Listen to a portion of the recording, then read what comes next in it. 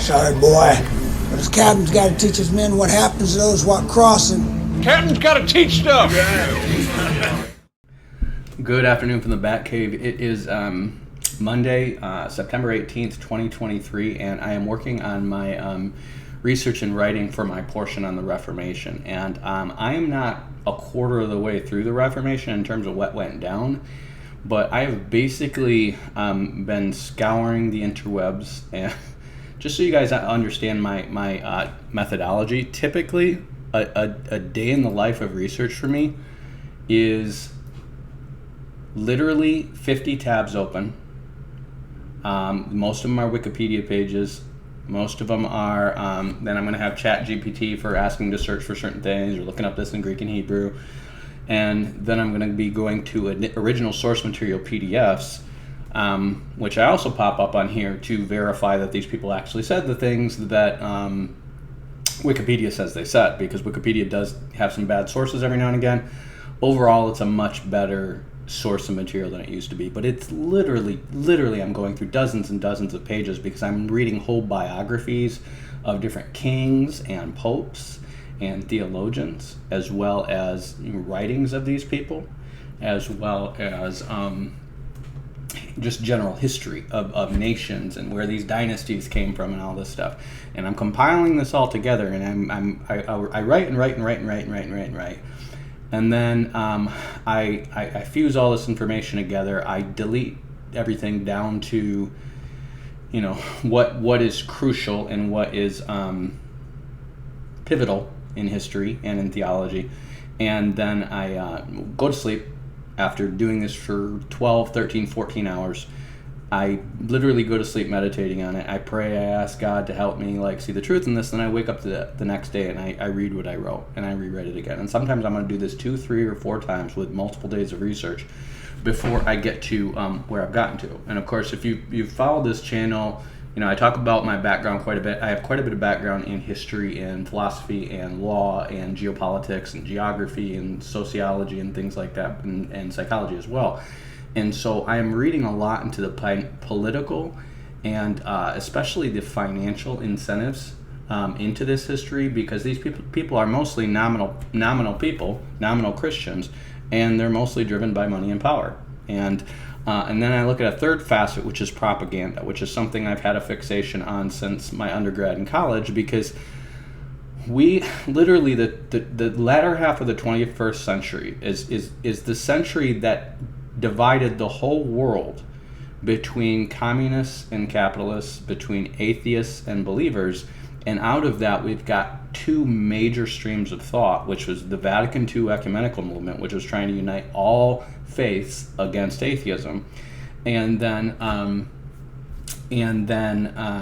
the American freedom movement, which is essentially trying to unite all classical liberalism through the modern social liberalism, where it's just anti-moral, all under the banner of freedom against Marxist communist dictatorships. Okay, so that's what this generation was raised in. I was in elementary school at the tail end of this. The Soviet Union fell when I think I was in 5th or 6th grade, and it was a dumpster fire. And it was just, this is not just the generation that invented this crap. It's also the generation that was raised in front of the television set. And so this generation was the most propagandized generation the world had ever known. And you really didn't get freedom of information until the internet came and people started hearing alternative sources of history and alternative sources of media and news, and able to research original documents for themselves quickly and easily, and able to figure out how much of what they've been told on TV was absolute BS. And the answer to that question is most of what we've been taught on TV, most of what we've been taught in school, most of what we've been taught in church, and most of what we've been taught in seminary has been infused with this propaganda.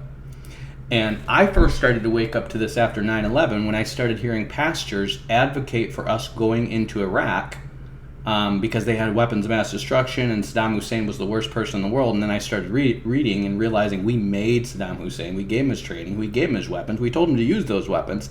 Then we tried to overthrow him when he wouldn't play ball with us in the way that we wanted. And then we took those same things that our CIA gave him and weaponized them against him to say, look what he's doing, he's so evil, we need to get rid of this guy.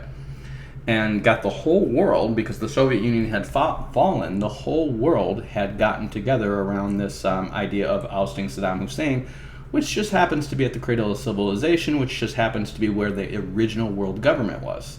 And I didn't see that as a small coincidence, especially when George Bush is talking about a new world order and 1,000 points of light on the TV while we're literally overthrowing the place where Nimrod and the Tower of Babel were, after this bipolar world order happened.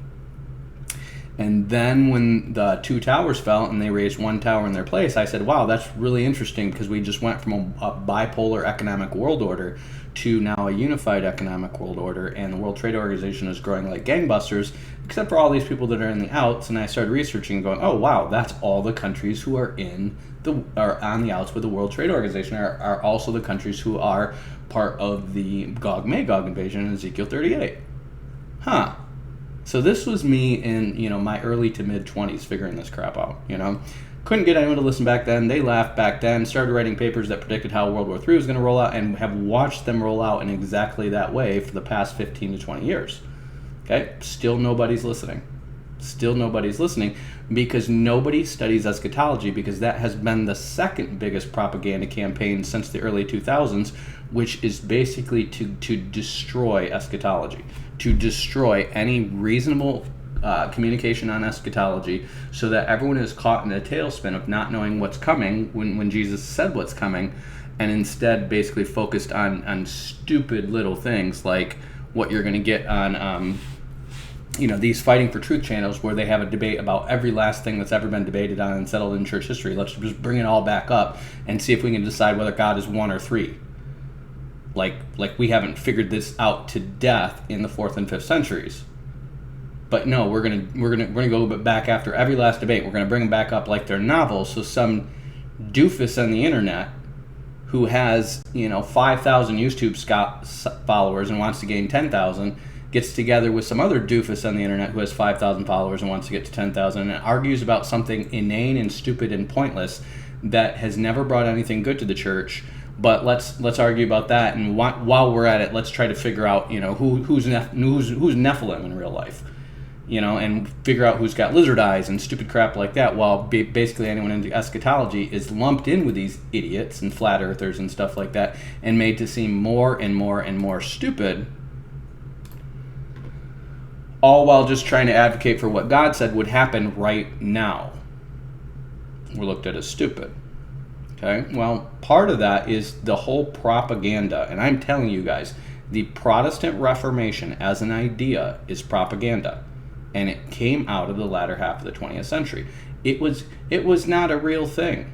Okay, yes, it was always part of American propaganda, because American has always been anti-papal, and that anti-papalism was largely driven by Presbyterian and Congregationalist reformers who are anti-papal, and so they've always wanted to paint the Reformation as this glorious explosion of truth that happened after Martin Luther, and that gave us America, because they just got done overthrowing their government, and they needed to create the justification for doing that, and so they started making about us getting religious freedom from England and the Pope, when that had nothing to do with the American Revolution.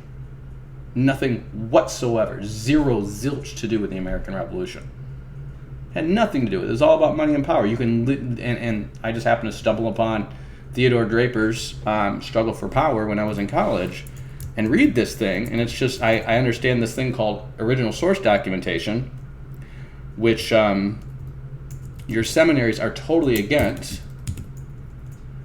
because they don't want you reading original source documentation, because that would be thinking for yourself. What they want you to do is read subject matter experts who've read subject matter experts who've read subject matter experts who've read original source documentation, and maybe 3 layers down those guys get involved with original source documentation. But they're not going to look at your crap if you're sorting original writings for yourself, which is why I can quote Augustine or Luther on the internet, and these Calvinists are going to pop up and be like, oh, that's just a Cliff Note stupid view. You haven't read Augustine. I could literally read every last thing Augustine wrote and put my own analysis out there, and they're going to say it's stupid because I'm not interacting with the conventional wisdoms on the subject, okay?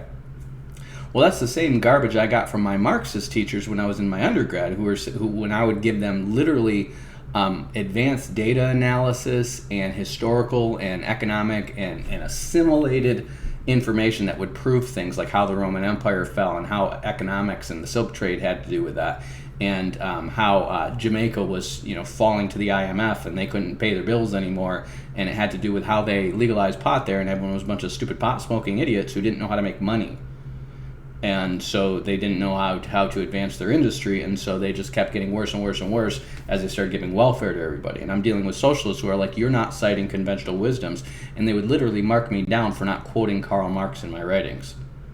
Well, it's the same thing when you get to seminary. They're going to mark you down for not quoting Philip Schaff and these idiots in my writings. Now, I'm going to quote Philip Schaff, but Philip Schaff was an idiot. Philip Schaff will read all the early patristics, and he even personally translates this stuff from the original Greek, and he knows they're all premillennialists. And he's just going to write about guys and be like, he was a premillennialist, but he was just wrong. Because reasons. That's Philip Schaff, okay? He's so biased because he's a Calvinist. And Calvinists can't help but be biased because Calvinist number one proposition is we're right because God wills it, because we're right because God wills it. That's it. Grace just means fate to them, and never admitting you're wrong is central to being right.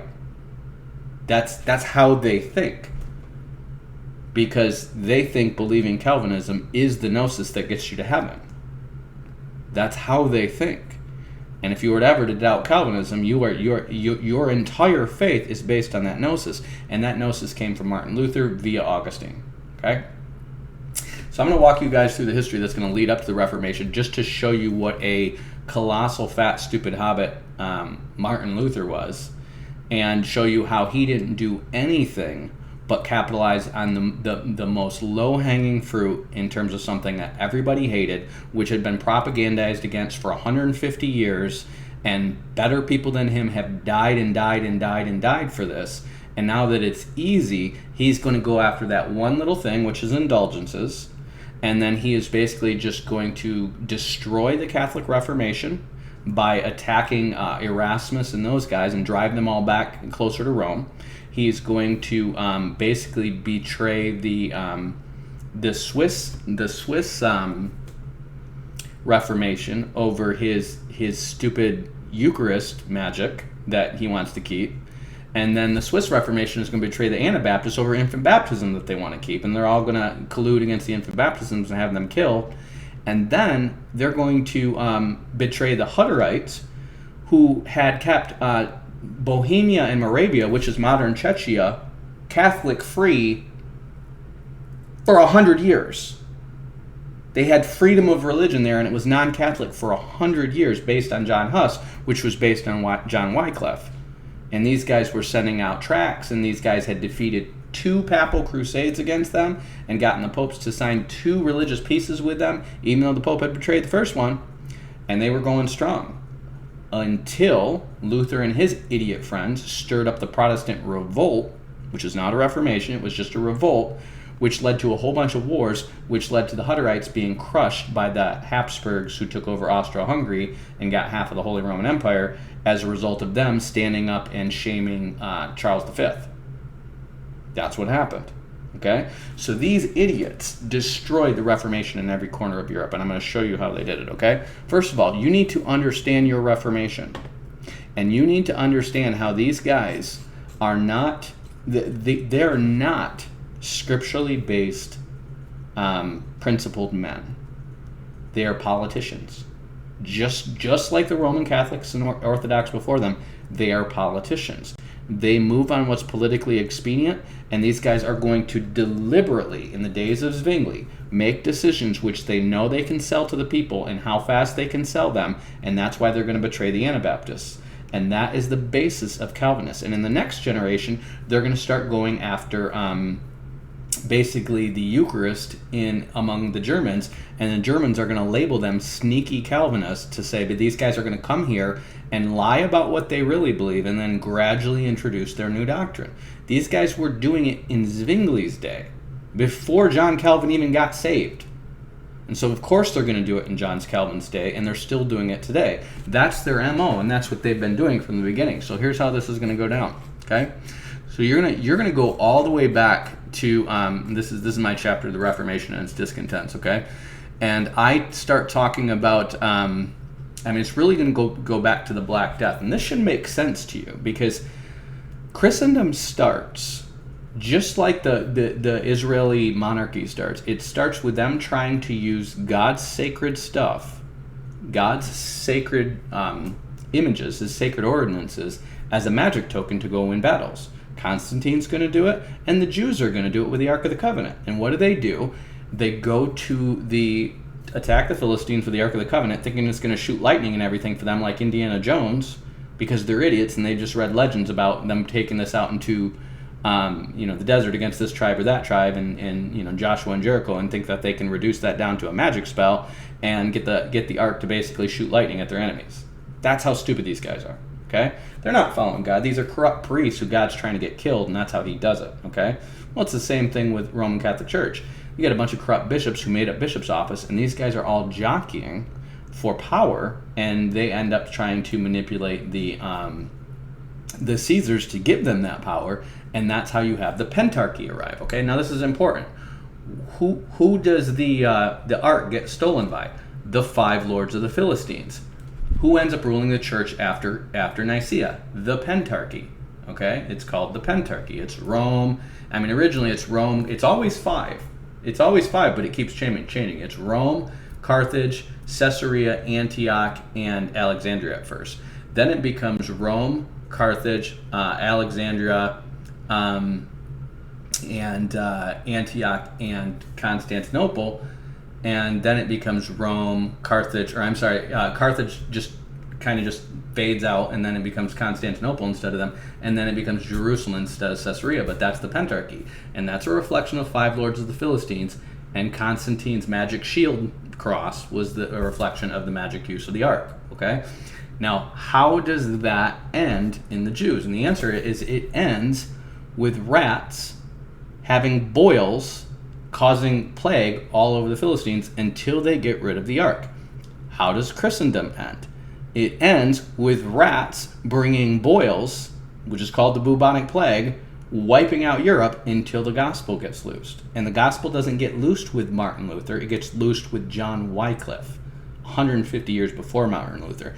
And the reason why you guys who have gone to seminary or gone to Bible college or listened to your church histories, I have listened to church histories from like Gordon Conwell Theological Seminary, Dallas Theological Seminary, Masters Theological Seminary, and now Phoenix Seminary. Okay, that's 4 seminaries in 4 different parts of the USA, and I have listened to their church histories, and they are all going to downplay the Great Schism, which was hugely instrumental, downplay the Crusades, which was hugely instrumental, downplay the fall of Constantinople, which was hugely instrumental. Literally 40 years before Luther nails his 95 Thesis to the wall, not even 40 years before his trial, you have Constantinople get sacked, and the Venetian merchants get all those Greek scholars out of Constantinople before it falls, because Constantinople's right on the water, and the Venetian merchants have been going back and forth the whole time, and they get all those Greek scholars out of Constantinople with all their classical Greek and patristic writings and all the knowledge of Greek they have, and they start spreading this throughout Europe 40 years before Martin Luther. And guess who's the biggest mouth in the Reformation but can't read a lick of Greek? Martin Luther. He's literally Augustine all over again. He is textbook Augustine. There is nothing new that he's bringing to the table. He is not bringing any original thought. The only original thought he's doing is he's closing the gap on Augustinianism and saying free will exists in name only. In other words, there's no such thing as free will. It's just called that. It's so stupid. That's how eisegetical he is. He's like, the free will offering in the Bible, that's not really free will. That's just God making someone want to do something that he's calling free will. And free will that has been part of human dialogue since the dawn of time, and everything written we've ever had, well, that doesn't exist either. We're just all fatalistically determined, because he can't read Greek. He doesn't know Plato. He doesn't know Parmenides. He only knows what the Latins tell him about this. And he's an Augustinian monk, and he has basically dropped out of law school to spend all his time reading Augustine's thousands of pages of writing. And at that same time, When you have these Greeks starting to bring in Greek thought, along with it comes a lot of heavy free will stuff, because the Greeks were all about free will, because Origen and Clement were all about free will. And all the patristic Orthodox fathers were about free will. And so what you have coming out of that 200 years or 300 years before Luther, probably 200 years before Luther, is Thomas Aquinas reading Aristotle, and he's going to start to speak out against forcefully baptizing the Jews. And he doesn't realize that he's doing this, or maybe he does, and he's just being low-key because of not wanting to get inquisitioned. He's planting the seeds for getting rid of infant baptism, because Thomas Aquinas is going to argue that one is they all believe you can lose your salvation, so they believe you can have baptismal regeneration, and then it gets reversed, because they don't believe in real being born again. They believe in baptismal magic washing the stains of original sin off of you. They don't believe in you having a new nature and being seated in heaven with Christ and that being an irreversible thing.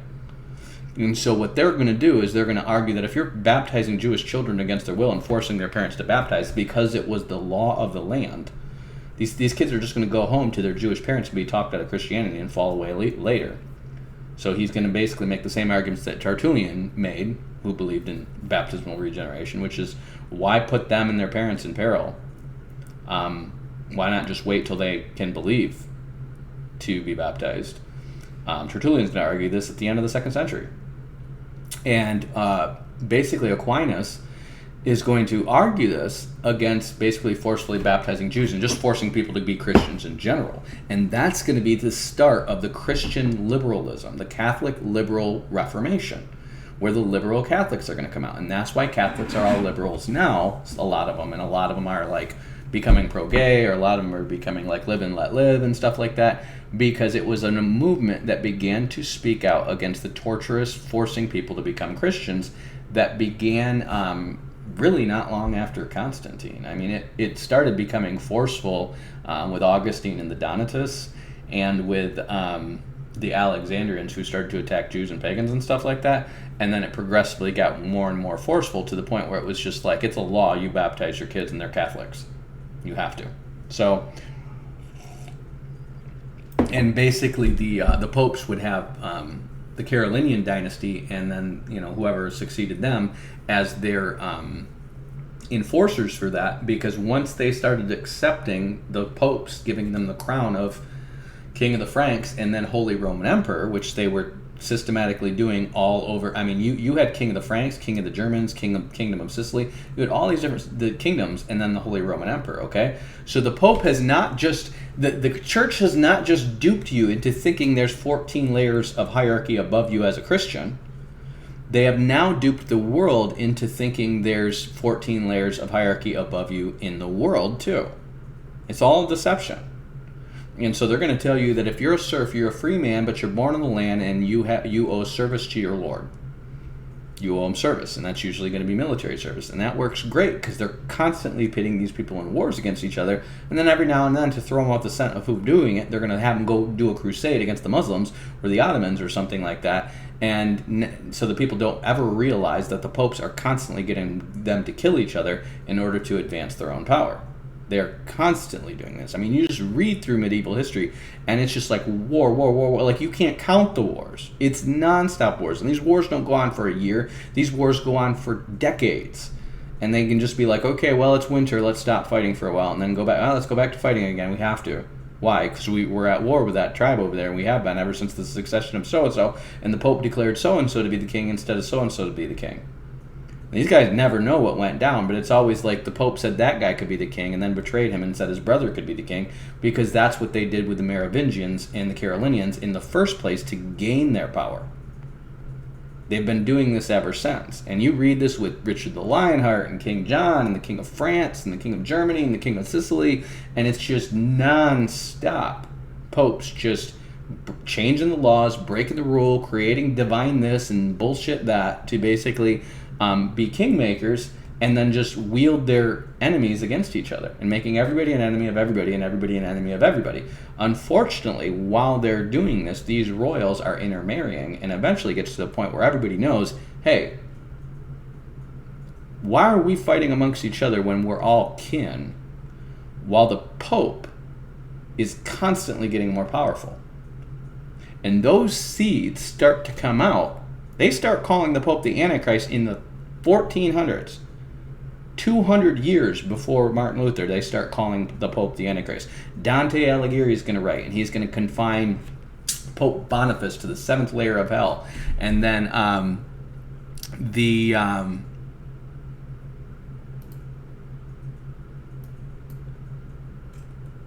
English are going to hate the popes because they got King John, who was Richard the Lionheart's brother, to sign the Magna Carta and agree to it.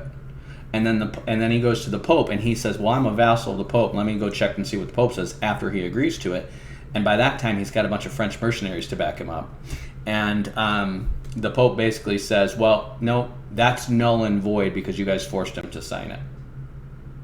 I'm like, wait a minute. We didn't force him to sign it. He called this meeting and he signed it. The thing was drafted up by the Archbishop of Canterbury after a negotiation, and he signed it and we signed it, and now we've got a parliament.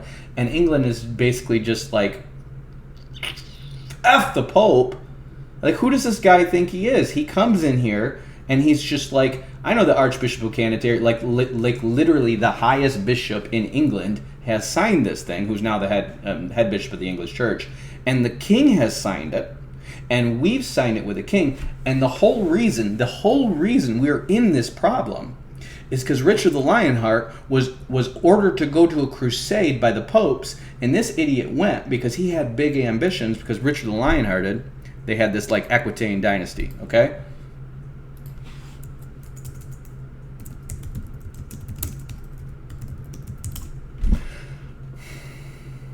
Richard the Lionhearted is going to be the Norman heir. And during his time, he is going to control England all the way up to Scotland, with some fealty from Scotland, but not hardcore. And then he's going to control, looking for this dynasty here.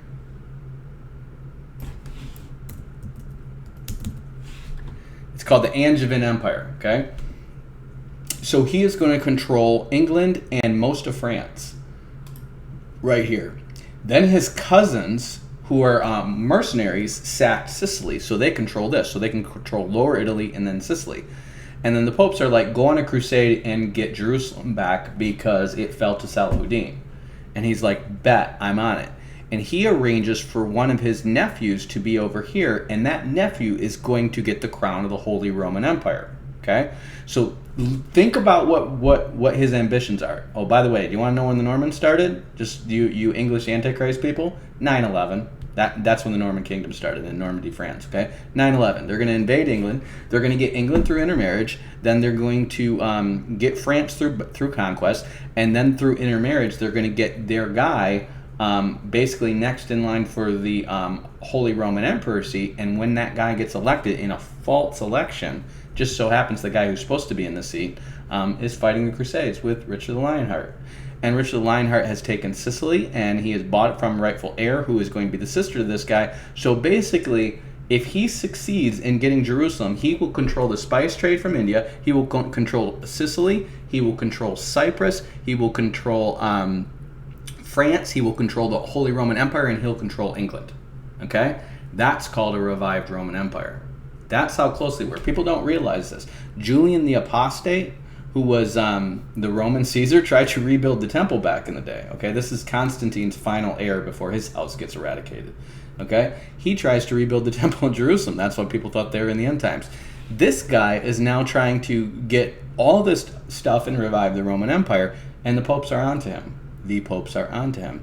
And so what happens is they're going to get into some scuffle with basically the current king of the Holy Roman Empire, the German king. And it's actually an Austrian king who's an under vassal of the German Holy Roman Empire. And they're going to take this fort, and I think it's at Antioch or Acre or one of these places. And they're going to take this fort, and you're going to have Richard the Lionhearted. You're going to have I want to say his name is Philip II of France. Or Frederick II of the Holy Roman Empire, one of these two, and then this Austrian guy. And they're all going to put their flags up because the Austrian guy is the top-ranking guy from the Holy Roman Empire. Oh, Philip's of France. Philip II is of France, okay? And it's going to be his ancestor that's going to betray the Knights Templar, okay? Or his descendant. And they're going to take this castle. And then when they take this castle, all three of them are going to put their flags up, because the third guy with them is the highest ranking guy in the Holy Roman Empire with them. And it's basically France, England, and the Holy Roman Empire trying to take back the Crusades, because the Pope's always sending these guys fight. This is what they're going to do. They're going to send these guys to fight Crusades, and then they're going to manipulate against their kingdoms while they're gone. That's what they do. And Richard the Lionheart is super BA. There, people are saying he's probably gay. I don't know. He's got a wife. He's got bastard kids. He's got multiple wives. It seems like he's down with the ladies, but who knows? And while these guys are going to take this, they're going to take this Holy Roman Emperor's flag, because he's not a king. He's an underlord. And he's actually like an archduke or whatever. And they're going to take his flag and throw it to the ground, even though it's the highest ranking in the Holy Roman Empire. Well, Richard is going to have his adventures and try to take Jerusalem and fail, and then try to take Egypt and then fail, and then he's going to go back and he's going to travel up through Central Europe to get back to England. And on his way back, he gets captured by the people of this king that they offended. And not only that, there's this Guy de something. He's one of the guys in Kingdom of Heaven, who gets murdered, and they think Richard the Lionheart had part in that. And so they're going to kidnap Richard the Lionheart, and they're going to make them pay a ransom that is equivalent to about 4 years worth of taxes to the crown. Okay? Maybe like 2 to 3 years. And they just got done paying this tithe called the Saladin tithe to the popes to raise money for the Crusades. So the popes made them raise a whole bunch of money to try to fight back and take Jerusalem. So England has just been pillaged for about 6 years of taxes in a couple years. Okay? In a couple years. And so these lords are getting sick of this crap. The way they're taxed, they're literally like, their churches force the people to tithe. And then those churches have, every time they get a new bishop, half of that money has to go back to the Pope. It's all about money and power, y'all. Half that money has to go to the Pope. So every time you get a new bishop, which could be every time the Pope doesn't like somebody, or it could be every time somebody gets old, because they're usually always old when they start, and they never have heirs. And you're paying tithes to these bishops on top of the taxes that you're paying to those lords. Then those lords are paying taxes to these kings, who are also getting pushed by the popes to go fight Crusades, which is bankrupting the economy. And this is stupid. We never win. We never get anywhere. Where's this going? Why are we doing this? Because the millennium has passed, and the popes are trying to convince you that they're the frickin' kingdom come. That's what they're doing. And so Richard's going to get kidnapped here, and they're going to end up spending so much money getting Richard out. And then what Richard's going to do is he's going to go back to England. This is whatever you see on the Robin Hood movie with "Are you not entertained?" face is bullcrap. Okay, they're trying to sell you Freemasonry and Robin Hood and Richard the Lionheart. Robin Hood never existed. He wasn't invented for like 200 years after Richard the Lionheart. Okay. But Richard the Lionheart is going to go build a big castle in France, and then he's going to continue to take some of his crap back from France, and then eventually he is going to sack some city, and some kid is going to kill him. Okay? This kid is going to shoot him through the neck with a bolt, or through the shoulder with a bolt, and the bolt's going to get gangrenous. Okay? They're going to catch the kid who did it, and the kid's going to tell him, I planned on killing you, King Richard the Lionheart, because you killed my father and my 2 brothers. Because he's just going through raping and pillaging like they do, okay? And so he's like, you killed my father and my 2 brothers, and so that's why I wanted to kill you, and he killed him. And Richard the Lionheart, who has spent his whole life raping and pillaging, tells this kid, and he's like, go and be free, and live in peace, okay? And Richard the Lionheart's going to die.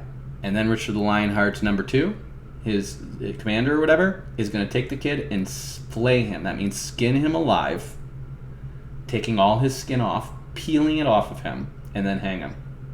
Kid who just wanted to fight against Richard the Lionheart because Richard the Lionheart killed his whole family. Okay? This is how wicked these people are. All in the name of Jesus. God wills it, right? So anyways, while that's going on, Richard's bankrupted the whole country. And King John is there. And he's now, his mom literally pillages not just the lords, but the churches for the money they need to get King Richard's ransom. Okay, so it's a ton of money, and they're bankrupt. And these lords have had it.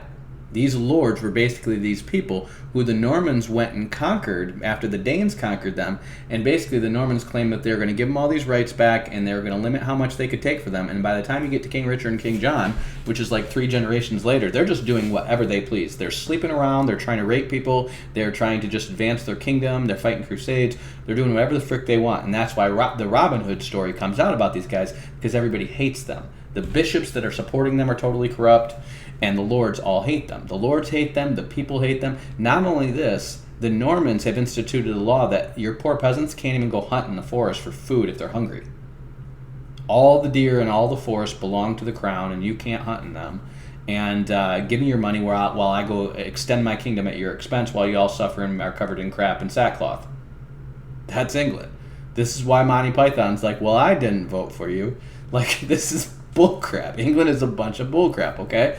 You've got like 14 different races there. They can barely get along, and you have this king who's claimed to be the royal king over all of them because reasons. They just conquered him, okay? And of course, the popes are always going to have a hand in this because they're going to be behind arranging political marriages and okaying marriages. They're saying you can't get married unless it's a good Catholic marriage in a Catholic church, and the pope has to approve of it. And the popes are constantly manipulating these alliances through their bishops because they're one big CIA. They're literally a frickin' CIA who's running all of Europe, okay? And so by this time, you've got the popes who are basically looking at this movement, and they're going, oh, you want to have parliamentary democracy in England? F that. They know where this is going. We ain't have no parliamentary democracy in England. We have enough problems in Bohemia and Moravia because these people are, they actually elect their archdukes over there. And we don't like that. That's where the Huttites are going to come. And that's where the first nation that overthrows the popes, because these people are actually fighting for themselves because they actually have local autonomy and they actually have regional lords and they have something like a House of Representatives. They have something. Even though these are lords and it's feudal and all this, they have a certain system of doing things where the peasants are loyal to their lords, and the lords basically are looking out for the interests of their people and themselves, and not just some figurehead who's a douchebag who wants to advance his own standing and see if he can get close to the Pope and get the Holy Roman Emperor fake crown that doesn't mean anything. Okay? And so you're going to have basically the lords unite against John, get him to sign the Magna Carta, and then he's going to renege, and now he's got a bunch of mercenaries to back him up, and they're going to fight for a while, and then it's going to calm down, okay? But you have this tension, and you've created this thing called Parliament, because these are the guys who parlay between the kings and the northern lords. That's why they're called Parliament, okay? And you have a Parliament in Moravia and these places. You need to know these places. You need to know England, and you need to know Moravia and Bohemia, which is now is the Czech Republic, okay? England and the Czech Republic should have been best friends. We would have never had World War II if they were best friends. The Germans should have been boxed out way back at Luther. We would have never had World War II if we didn't have Luther. And the Swiss should have been just boxed in and left to farm and not be allowed to be mercenaries or bankers for anybody, because we would have never had World War II if these idiots weren't allowed to be mercenaries and bankers for everybody. Okay? I'm telling you, the Swiss and the Germans don't trust them. The Italians don't trust them. The Czechs are now like Pornhub's like capital, and it's just full of witchcraft, and it's just full of people whoring around across the planet. I dated a Czech, sorry. But it used to be the heart of the Reformation in Europe, the heart of the Reformation in Europe, before it got betrayed by the other reformers. And I'm going to show you that story, how that goes down. So fast forward to John Wycliffe's day. This is 150 years after 1385. Okay, so England map. After this crap goes down with Philip IV betraying the Templars, okay, and this is going to be around the turn of the 14th century, so like 1314, I think this happens, okay? He's going to betray the Knights Templar because he just wants to get all their money, because he owes them a bunch of money, and he owes Jewish bankers a bunch of money because he has borrowed a bunch of money for his stupid crusades and his stupid misadventures. And so what he decides is to work with the popes to basically screw over the Knights Templar and basically accuse a bunch of them of sodomy and witchcraft, which they were probably all sodomites at that time, and witchcraft was probably coming and going, and you're all occultic anyways. But you can always accuse people of something that you're all doing, right? And that's why you never join the Illuminati. They're going to have you all rape a baby together, and you're going to think, haha, because we've all raped a baby together, they're never going to tell on me because they raped the baby too. That's what Jeffrey Epstein thought, you idiots. Don't do that. Just stop. Just don't do stuff that the Bible says no to, especially baby raping, okay? Leave it alone, okay? There is no way where you can, like, now we have a circle of trust because we've all done something evil together. Like, that's going to go down. That's how they start every jacked up, stupid occult little club and every stupid thing people have ever done ever since that movie with those kids who were all being molested, killed each other. Stand By Me, okay? We all saw a dead body. Ever since How to Be Something or Something While Drinking Your Juice in the Hood, it's like, y'all want to see a dead body? And you think because you've all done this dirty, nasty thing together that you have this bond, and you don't have this bond. You're just all going to die together one by one, betraying each other because you're all evil, okay? Anyways, in the days of John Wycliffe, you've had Parliament for about 150 years, okay? They do not like the crown, and you have an existing authority that exists in England. Here's why. Because the king got himself out of the Magna Carta by claiming himself to be a vassal to the Pope, and the Pope overruled it, you have the king and the church saying, we can't follow the Magna Carta, okay? That's very important when you get to the English Reformation, because as soon as the king rebels against the Pope in his marriage, Parliament is like, oh shit, boy. We got this piece of paper that says it's on. We got a piece of paper that says it's on, and now you're saying you're not under the Pope's authority, and that was their whole reason for saying the Magna Carta was not legit. And they're going to start pulling rank with the Magna Carta, and that's how they're going to eventually cut off King Charles's head. And it's going to be reformers and Presbyterians and these same English Northern Lords that do it. Because these people don't forget these ancient writings and ancient laws and these ancient authorities. These are biblical things. Why do you think the Jews went into captivity to Babylon? Read your Bible. It's because you started bowing down to their gods, which their gods are just figurines of their ancestors. And you said, I'm swearing fealty to you. That's why it was so important not to bow down to the little Roman Catholic idols, or when the bishop holds up the Bible and says, bow down to the Word of God, and he's standing and you're bowing, you don't see the game that's being played. This is demonic. This is Satan. This is Bubba in prison giving you a free candy bar, and you think he's just being nice because it's your first day. No, you idiot. Don't eat the candy bar. It's like, don't rape the baby. Don't eat the candy bar. You don't want to be involved with this, okay? You want to stick to yourself. You want to be alone. It's better to be shanked than to be shanked, if you know what I'm laying down, if you're picking up when I'm laying down here, okay? Better to be shanked than to be shivved, okay? So anyways, John Wycliffe is going to grow up in this. And John Wycliffe is going to be this hardcore scholar, and he is going to start reading and writing, and he is going to get some people translating the Bible, and he's going to start the Lollard movement. And the Lollard movement was better than all the reformers put together, period. The Lollards. These guys were just like, we're reading the Bible, and tithing's bullcrap, celibacy's bullcrap, and the Lollards are going to come out with these this declaration. And listen to this declaration. The Lollards are going to write these 12 conclusions, okay? And this is going to be about 10 years after the death of John Wycliffe. John Wycliffe is going to get some people writing an English version of the Latin Vulgate, and they're going to start to spread the gospel, and they're going to start to push back against ordaining people and saying, hey, anyone can spread the gospel. You don't need to be ordained by these people. They don't have power to decide who can preach the gospel, okay? And so the Lollards are going to do this in England. And because you have this contention between the English crown and the Pope and the Lords, they don't have the political pull to have Wycliffe killed and burned at the stake like they would normally Inquisition people, okay?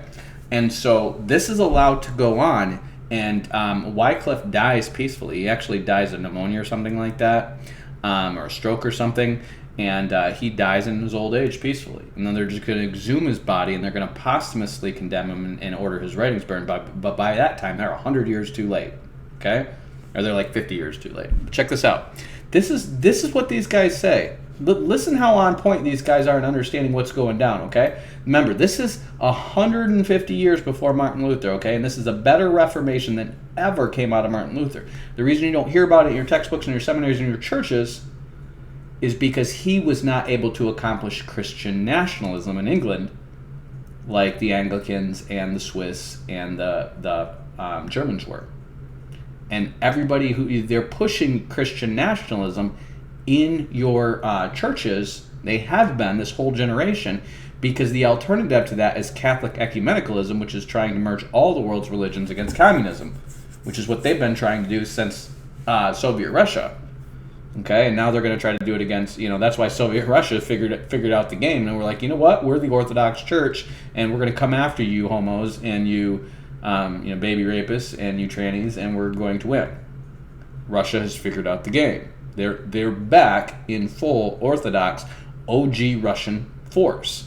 And we think, because we can just keep mocking them and laughing at them because we've got more widgets and bells and whistles and naked girls on TikTok, that we're more powerful than them with their thousands of nukes and their massive land of resources. And now they're forming burgeoning alliances with Central Asia, with the Muslims, with the Chinese communists, with the North Korean communists, and with the Iranian Shiites, and increasingly with the Ethiopians and the Libyans and all of North Africa. And we think, because we've got better iPhones and crap, that we're going to crush them. We're literally spreading this on the internet, and it's like, no, you idiots, you're going down, and we can nuke the crap out of Russia, and they can just move and rebuild all their cities elsewhere, and their people are tough as nails because they've been living without crap for 40 years, while we've been living with everything for 40 years. We're going to lose this thing. Anyways, the Lollards, this is what they say. Listen to this. These are their 12 conclusions they come up with about the church. Okay, they say the first conclusion asserts that the English church has become too involved in the affairs of temporal power, led by the bad example of the Church of Rome. In other words, this church and state and manipulation crap needs to go. Okay. Number 2, the second conclusion asserts that the ceremonies used for the ordination of priests and bishops are without scriptural basis or precedent. In other words, this crap doesn't come from the Bible. I'll sign on for that in a heartbeat. Okay. The third conclusion asserts that clerical celibacy has encouraged sodomy among the clergy. I'll check that box too. The fourth conclusion asserts that the doctrine of transubstantiation leads to idolatrous worship of everyday objects, the communion wafers. I'll stand by that too. The transubstantiation Eucharist is idolatry, okay? The fifth conclusion asserts that exorcisms and hallowings carried out by priests are a sort of witchcraft and are incompatible with Christian theology. I will sort that out too, and your modern casting out demons movement is this. You don't wave crosses and throw holy water on them and yell at the demon as hard as you can. You don't do that. That's not how authority works. You teach people to stand on the word of God so that they can be free. If they're not saved, you get them saved. Yes, you cast the demons at them and get them saved, but they are saved. You teach them to stand against the lie, which the only power the devil has, with the truth. And that lie is either you've done some sin that you can't admit, and so therefore this demon's tormenting you, or you are standing under some false doctrine that you don't need to stand under, and therefore this demon is tormenting you, or you're standing under legalistic works, which you don't have to, which this demon is tormenting you for. But it's never about you being demon-possessed. Well, the Catholics totally believe in this stuff. And your modern, listen, Sorbonne Sondergaard, and your Pentecostals, and your Win Worley, and your Pigs in the Parlor, and your Joseph Prince, or whatever, Derek Prince, and all this crap. It's just old Catholic exorcisms they're doing, okay? Nothing new under the sun.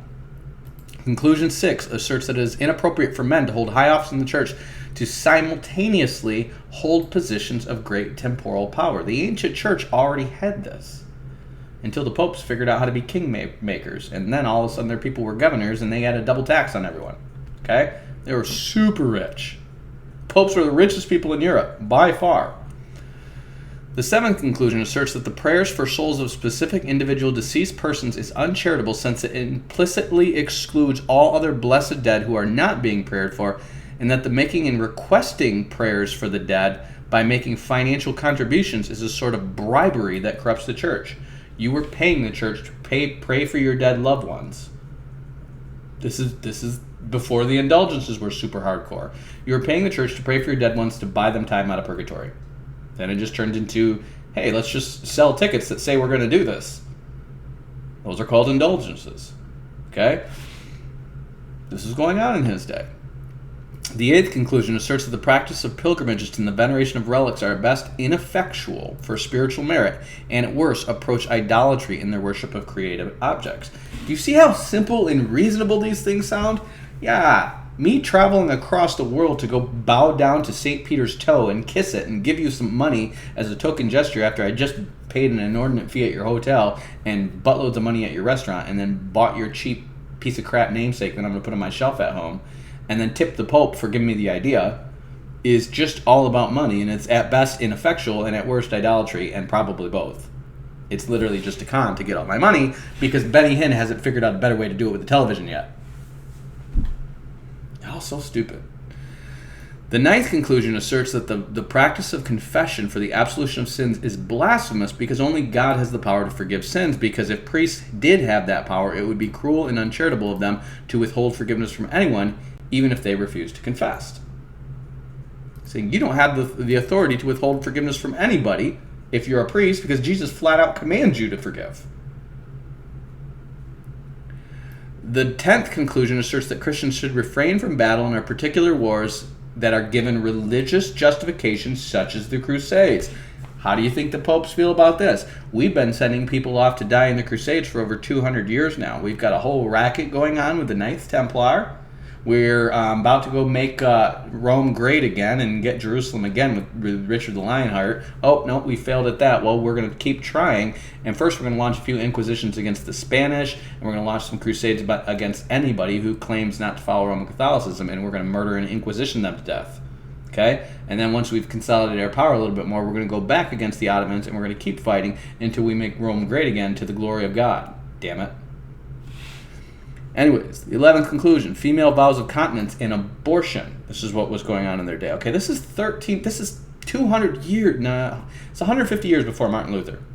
Okay? The 11th conclusion asserts that women in the church who have made vows of celibacy are having sex, becoming pregnant, and then seeking abortions to conceal the fact that they've broken their vows, a practice which the text strongly condemns. We don't do abortions. We don't do fornication. What are we doing? These people never had to be married virgin nuns in the first place. Why do we have a bunch of Vestal virgins running around? Oh, because the Pontifex Maximus was actually the head of the Vestal Virgin cult? And by the way, that's his harem for him and all his boys who aren't really celibate when they're not buggering each other. They actually want to bang a woman every now and again. That's why. It's all a con. The 12th conclusion asserts that Christians are devoting too much of their energy and attention to making beautiful objects of art and craft, and that people should simplify their lives and renew their devotion to godliness by refraining from unnecessary endeavors. In other words, you guys are all making idols to worship. The whole world is making idols to worship because they have no freedom and they can't think and they're not trained and they're not educated and they don't read the Bible and they don't read in general, and they're letting these popes like literally murder them to death with crusades and battles and stupid crap, while raping nuns and making them have abortions. It's happening all over Europe. Everyone knows what's going on. It's all a big fat con. Anybody who tries to describe this era and is not irate at it, who tries to dull this down a little bit, okay? The stuff I'm reading is so awful. These popes, there's this guy Otto IV who is this is Richard the Lionheart's son. Okay, or his nephew. I'm sorry, his nephew gets the Holy Roman Emperor crown, and then because it's a contested election that he wins by fraud, and the popes know it. They say, "Well, we'll support you being the Holy Roman Emperor," and they work out a deal with marriage and money and stuff like that to make him the Holy Roman Emperor. But the popes deal, and he says, "You have to basically give us control of all of southern Italy, which is the territory that Richard Lionheart just secured for his ass." Okay. And he says to the popes, okay, I'll do that. And then when leaving Italy, the people who are in charge of northern Italy, who are all part of this thing, because this was a long-term plan by the Normans to rebuild, make Normandy great again, these guys talk him into reneging on his word and going and taking Sicily. And when he does, the popes get so many people to turn on him that he's so alone and he's so in danger of getting murdered and assassinated for somebody who wants the next crown, and he's also condemned to go to hell, that he basically offers to have himself expiated to atone for his sins of betraying the popes, even though the popes are doing this to everybody left and right, okay? And this is what happens. He lays down prostrate on his face on the floor of the church, and bishops come up to him and beat him bloody to death. This is what expiating means. It means taking out all your blood. They beat him with rods to a bloody pulp. And they say, you've now atoned for your sins. This is how evil this death cult is. That I'm not even scratching the tip of the iceberg with the inquisitions and the tortures and the forced conversions and the drowning people and the witch burnings and all this stuff. They've got the whole of Europe. It's one big death cult, and the popes are the frickin' pharaoh. That's what it is. It's just one big death cult, okay? And so by 1300, the popes first start getting called out as the Antichrist. Dante Alighieri he's very close to the pope. Dante Alighieri gets slighted by the pope over some political crap because the popes are always switching teams and playing games. And Dante Alighieri's been loyal to the pope, and he's like, what the crap? And he gets betrayed, and he writes Dante Alighieri's Divine Comedy and puts the Pope in the eighth depth of hell, which is second to the worst, and that's for simony, for basically buying and selling the office. Because they know they do that, because the Medici banking clan's starting to rise up, and they're starting to buy and sell the Pope's office. Okay? And they know this is just money and power, man. It's just money and power, and it's just a freaking game, and these guys are not really celibate priests. They're either banging babies or banging ladies or banging dudes. They're all banging. Because what do you do when you have more money than everybody and a lot of time in your hands in between your political manipulations? The answer is you find someone to bang because you're powerful. That's what you do, okay? And so these mofos, the Lollards, are not mofos. Lollards are awesome. The Lollards are going to run around England, and then about 30 years after John Wycliffe's death, the English are starting to turn on them. Some of these Lollards are going to get involved in what they consider like peasants' revolts, and that's getting too many non-nobility people to rise up and assert their authority. And they don't like that, because these people are like, hey, we like the idea of you pushing back against the king and against the pope on behalf of the nobility, but what we don't like is you pushing back against the nobility on behalf of the everyday man. We're not going for this Jesus makes us all equal crap, okay?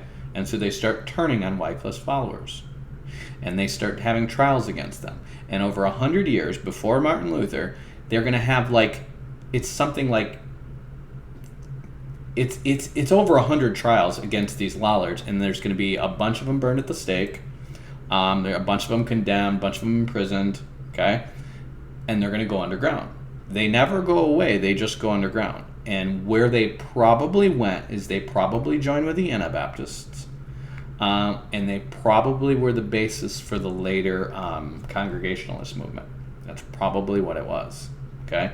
We don't have, obviously, these clear records because these people were persecuted before and during the Reformation, okay? But these people just went underground.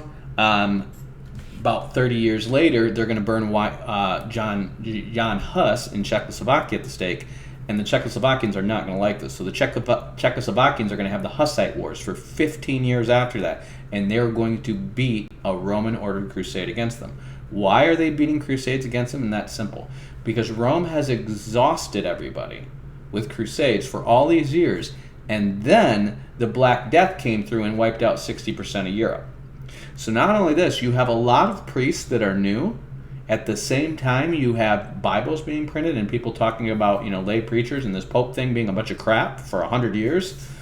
And then after the Hussite Wars, which are going to last, they're going to beat them the first time in 1438. Well, guess what happens in 1440? The Gutenberg printing press comes out. And the Gutenberg printing press is going to happen just a couple of years after the Hussites beat the Roman Empire. They beat the Holy Roman Empire. They beat the popes. They've got free religion in Czechoslovakia. You're sitting here going, I know you guys are sitting here going, how do we not know this? They had freedom of religion for 100 years in Czechoslovakia. They had forced the Romans to sign a peace that they could be Catholic or they could be Hussite if they want to. And the Hussites, which were based on the Lollards and John Wycliffe, thrived in Czechoslovakia for 100 years. And they even were the safest place for Anabaptists to go for 100 years until the Germans and the Swiss betrayed them and let them get rolled over by the Habsburgs. And then the basically out of that, the Anabaptists get persecuted and they get split up and all this stuff, and that turns into the Amish and the Mennonites and all those guys. And the Hussites get chased out, and God knows what happened to them after that. They basically just persecute them all to death after they get betrayed by the other reformers. Okay, these guys were the start of the Reformation. Again, this was all 100 years before Martin Luther. Okay, but anyways, they have John Wycliffe exhumed, burnt to death. They order all his writings burned. But by this time, to this day, we have 250 copies of John Wycliffe's Bible. They never were able to stamp this out. They weren't able to come close to stamping this out. If we have 250 copies of John Wycliffe's Bible, do you think the Lollards got stamped out? Hell to the no. Hell to the no. They stayed strong, but they were underground. They're not going to make the papers because they're a real underground church. Okay? And you don't hear about this in your Protestant Reformation, because your Protestant Reformation is not, your Protestant Reformation propaganda is not about evangelicalism, it's not about the Bible, it's not about spreading the gospel, it's not about the truth. It's about Christian nationalism. And the heroes of the Reformation that they're going to put forward are the ones who established Christian nationalism. And so this is how this is going to go down. Luther knows about the Huttites. The Huttites win their second crusade in 1480, okay? That's right before Luther's born. And so he grows up. Listen,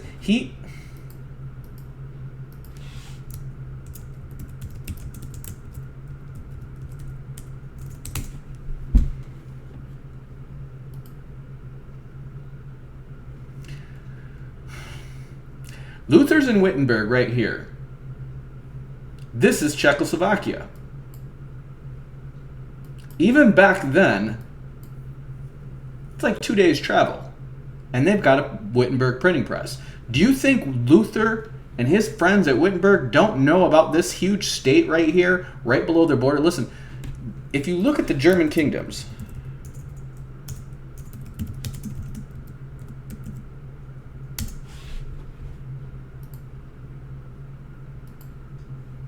this is Germany in Luther's day.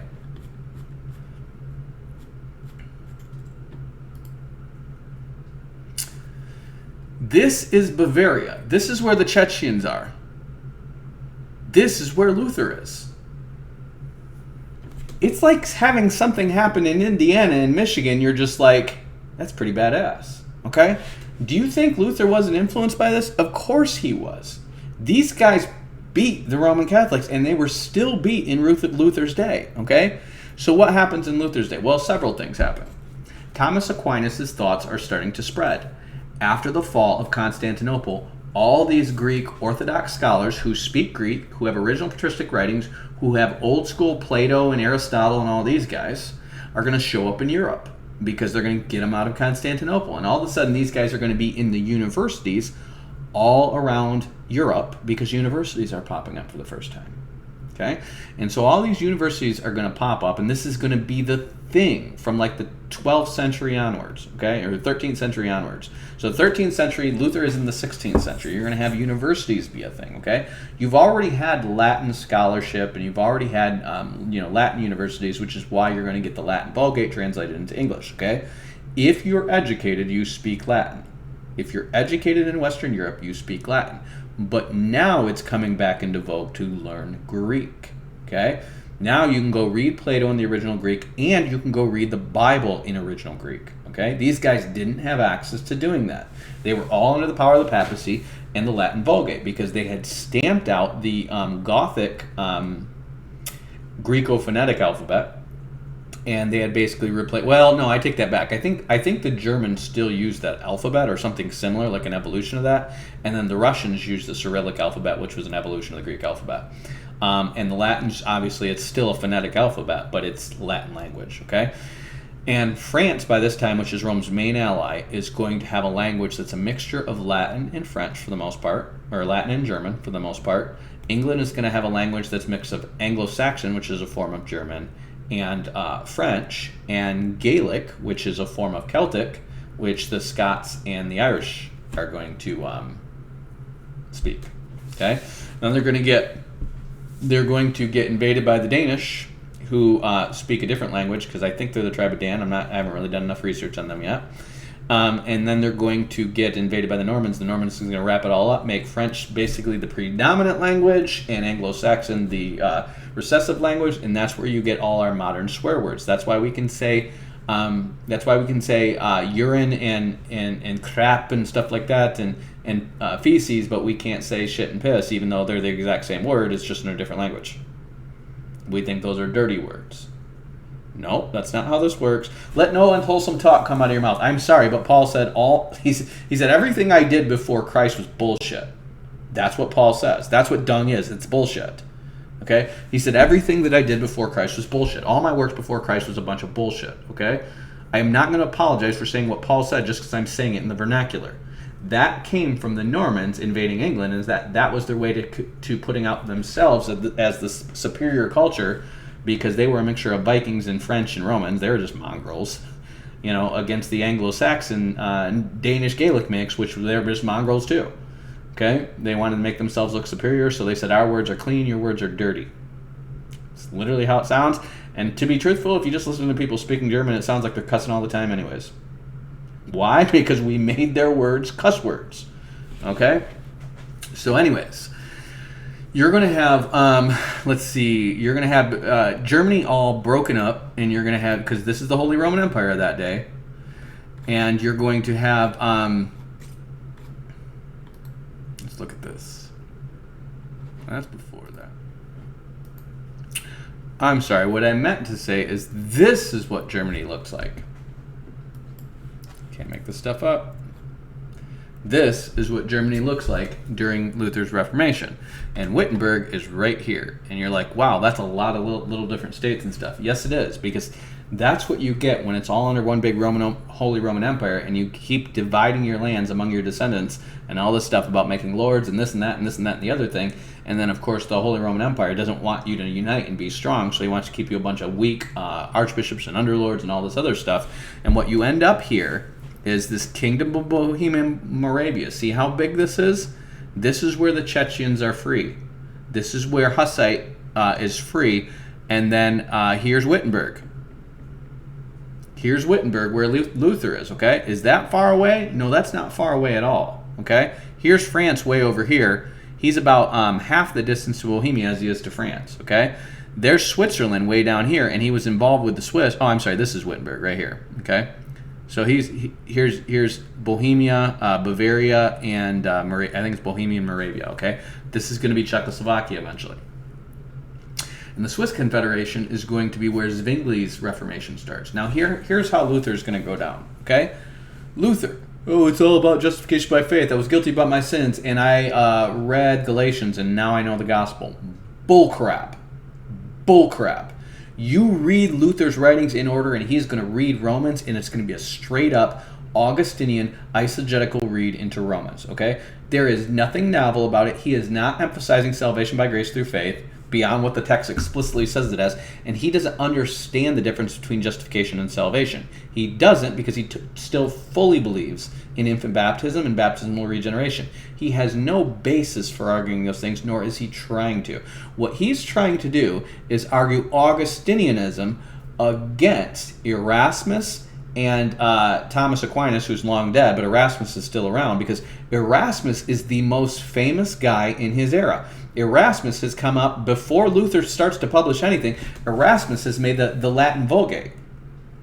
Not the Latin Vulgate. Erasmus has made the Textus Receptus, which is a Western European Greek translation of the New Testament, and these guys are all reading Latin. Luther doesn't even speak Greek. Do you think Luther has a little bit of an inferiority complex going on? Oh, I don't know. I was about to be a lawyer, but then I got lightning almost hit me in the butt, and I decided to become a celibate monk, and I haven't had anything to do because I'm actually trying not to be a homosexual, and all these guys are either gay or just literally jacking off a lot, and I've got nothing to do, and I'm a lawyer, and I got to write something, and I got to be famous because I'm the new Augustine.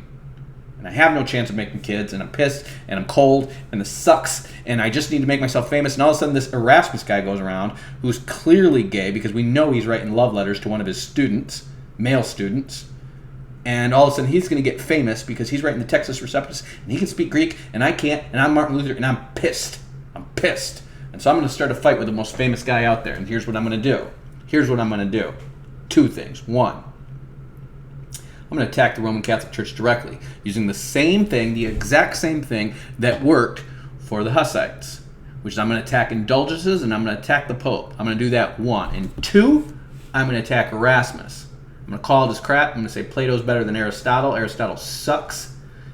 And nobody has a free will. Bitch. And that's what he's going to do. That's literally read his Heidelberg Disputation. And you read what he says, and there is nothing about justification by faith in it. There's nothing about salvation. There's nothing about biblical regeneration in it. There's nothing. And there's nothing in his Romans treatises. There's nothing in his... and then he's going to immediately... This is all between 1518 and 1521. 3 years. Okay, 3 years before he gets called to recant. And he has already called out Erasmus. Basically said he's a piece of crap. Aristotle's a piece of crap. Thomas Aquinas is a piece of crap. Anyone who thinks there's a free will is a piece of crap. Okay? He's going to say that. Then he's going to say the Pope's a piece of crap and indulgences are a piece of crap because he knows that's safe because the whole world is already on his side on that thing. And then he's going to write to the nobility of the German people and he's going to ask them to defend the true church against these stupid Italians who are calling us stupid drunk Germans all the time, and they have all the money in the world and they're taking all the money from Germany and giving it to Italy, and German money for German people, damn it. And it's going to make it about money and about power and about politics because he is Augustine again. He is the second Augustine. Augustine was the first son of Krypton, and he's the last son of Krypton. Okay? That's how it goes down. Christendom began with Augustine and it ends with Martin Luther. Okay? And what is he going to do? He's going to make his own Christendom 2.0 in Germany. And so he is going to go through, he is not sola scriptura, he never uttered the words. Wycliffe's sola scriptura. The Anabaptists are sola scriptura. The Hussites are sola scriptura. They're going to betray all them. And he's going to make this about German nationalist religion, taking all this and making Germany great again. That's what he's going to do. Okay? So, when the popes tell him to recant, he's already has a whole bunch of German princes on his side. He's going to go show up to King Charles, the king of the Holy Roman Empire. King Charles doesn't rule here. He doesn't live here. His holdings are in Spain. Okay? And the Holy Roman Empire is just a figurehead at this point. And unless this guy is going to somehow march an army through France to Germany, he can't do crap. He has his brother ruling over Austria, which is way down here. Let's see, they get the Swiss. The Republic of Venice, the Duchy of Austria is somewhere around here. It's down here. It's small, okay? And eventually, so you've got Imperial Hungary, they're going to form the Austro-Hungarian Empire. Eventually, and that is going to become the eastern chunk of the Holy Roman Empire, while the western chunk is going to become Spain and Portugal, and then the Pope is going to sic Spain and Portugal to go conquer the world because 1492 happened and we're about to sail the ocean blue, and the best way to get people to explore is to exile all the Jews from Europe, and that way they have to go somewhere. And their choices are Islam, where they're now in full power and we've been crusading them for a long time and they don't trust Jews because the Jews were basically the bankers for the Muslims and the merchant class for the Muslims, and then they came over under Charlemagne and started being his bankers, and then they started financing crusaders, and the Arabs want to kill Jews now. And so you can either go there or you can jump on these boats with Columbus and go sail the ocean blue and go murder Native Americans by the bajillions. Which one do you want to do? Where do you think the Jews went? Where do you think the Jews set up mercantile trade? They're all over Latin America. This is why you have Messianic Judaism so popular among Latin Americans, is because the Jews went all over Latin America, okay, with Columbus sailing the ocean blue. And so that's what they do. Let's betray the Jews again. Let's screw them over, and then we're going to use them for our economic means. You guys are going to go over there, pillage all that gold and silver from the Aztecs and the Incas and the Mayas and all these guys. You're going to kill them dead with diseases and swords and gunpowder, which we newly discovered from getting our butts handed to us by the Ottomans.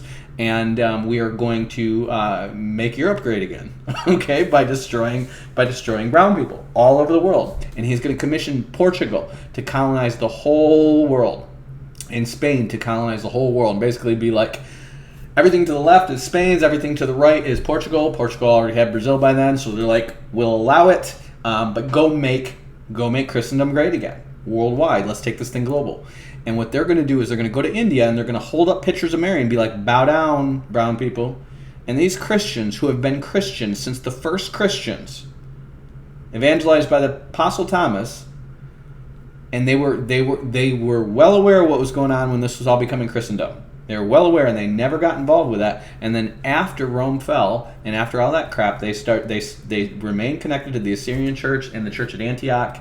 And these guys basically adopted Nestorian Christianity because, not really Nestorian Christianity, they just didn't get into the Mary worship. And they wouldn't bow down to idols of Mary, these Martama Christians in Kerala, India. These are the people who I preached among. If you see me in the back of the book, that guy's name is Daniel, and he is he runs a ministry in Kerala, India, okay? I've been to the monuments based around the Apostle Thomas in India, okay? And these people, they're going to persecute and kill them because they won't bow down to statues of Mary.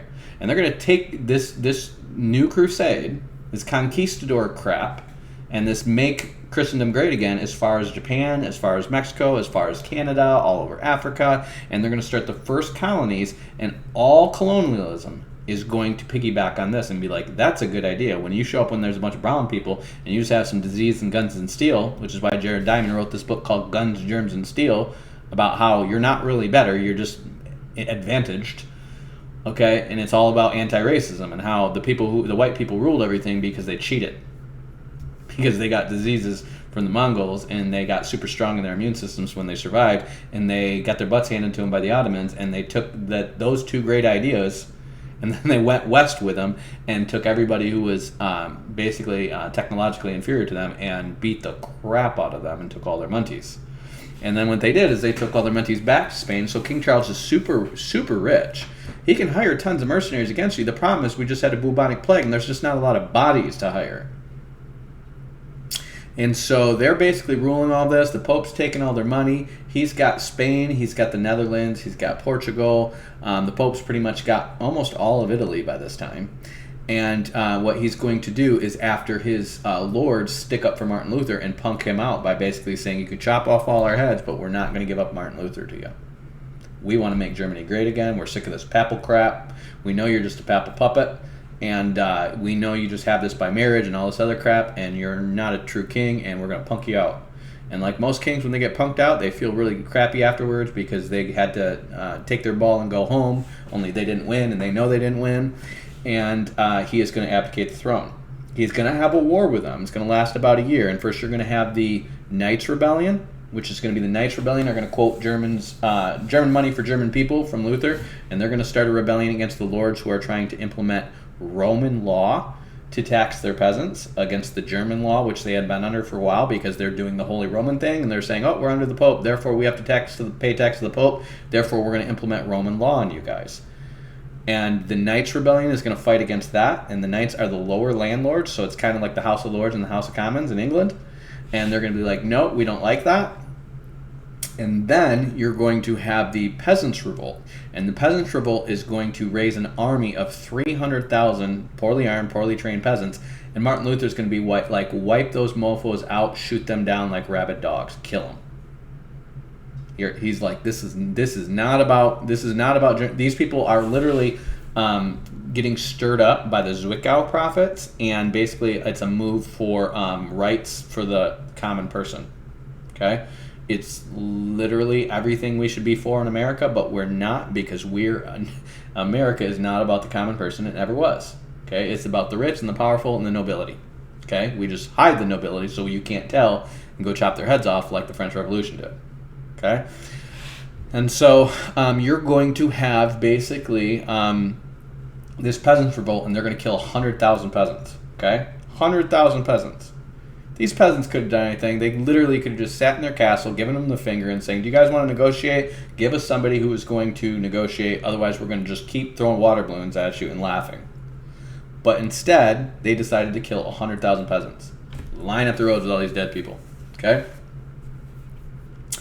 And Luther's going to be all for that. Luther's going to be against the Zwickau prophets. And then when the Anabaptists come along, which have nothing to do with the Zwickau prophets, Luther is going to associate the Anabaptists with the Zwickau prophets, because the Zwickau prophets were also against infant baptism. They were neo-Montanists, okay?